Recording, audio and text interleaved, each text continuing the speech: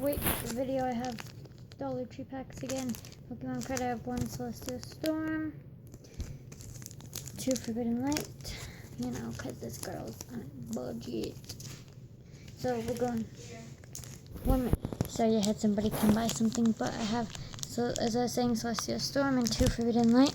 So we're gonna do the pack shuffle. You get 3 cards per pack for $1, making them 33 cents a card.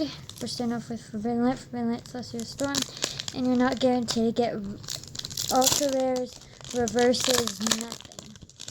So this just comes with a little information card. So Cubone, Scatterbug, and then Frogadier. Then we got the last pack of Forbidden Light. And we'll move on to Celestial Storm.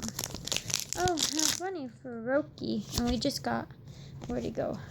Frogadier in our first pack. So we got Froakie, Magnemite, and Sliggoo.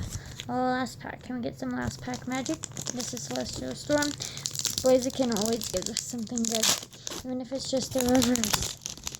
For Dollar Tree, we got a, that's just that, Slackoth, a Manectric, which is a rare, and then a Bills and Maintenance. But that's my little packs. Thank you guys for watching. Bye.